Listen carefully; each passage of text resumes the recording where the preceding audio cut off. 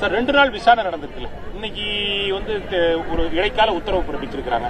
உங்க தரப்புல என்ன முக்கியமான வாதங்கள் வைக்கப்பட்டது? இன்னைக்கு நீதிபதிகளுடைய இந்த உத்தரவை நீங்க எப்படி பாக்குறீங்க? எல்லோருக்கும் வணக்கம்.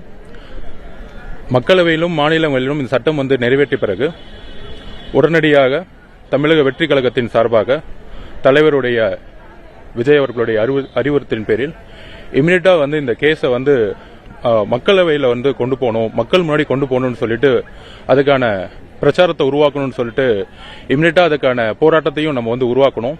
போராட்டம் மட்டும் பத்தாது, உண்மையாலேயே சிறுபான்மை மக்களா இருக்கக்கூடிய இஸ்லாமிய மக்கள் மட்டுமல்ல, இஸ்லாமியர்களோடு சேர்ந்து எதிர்காலத்தில் இருக்கக்கூடிய கிறிஸ்துவ மக்களும்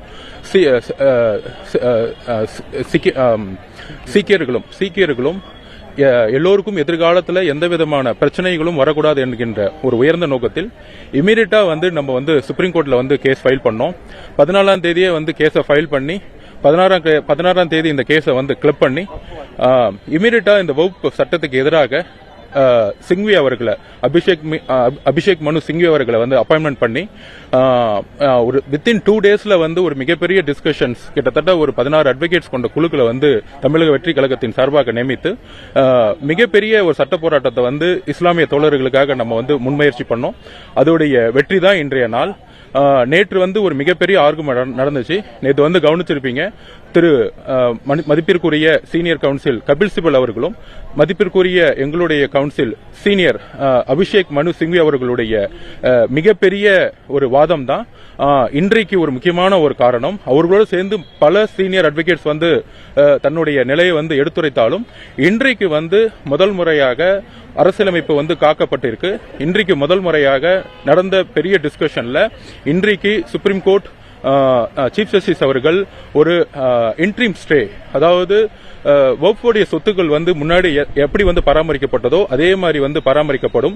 அப்புறம் அட்மினிஸ்ட்ரேஷன்ல வந்து எந்த விதமான சேஞ்சஸும் இருக்கக்கூடாது. துஷாந்த் மேத்தா அவர்கள், அரசு தரப்பில் துஷாந்த் மேத்தா அவர்கள் வந்து கேட்டுக்கொண்டதன் அடிப்படையில் ஸ்டேட்டஸ் கோ மெயின்டைன் பண்ணும் கேட்டுக்கொண்டதன் அடிப்படையில் இது ஒரு இன்ட்ரீம் ஸ்டே மாதிரி வந்து கொடுத்திருக்கிறாங்க.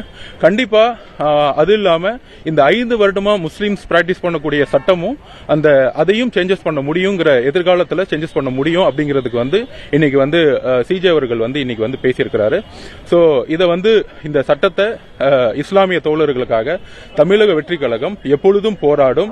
அதோடைய உண்மையான வெளிப்பாடு தான் இன்னைக்கு சிங்வி அவர்களுடைய மிகப்பெரிய சட்ட போராட்டம்.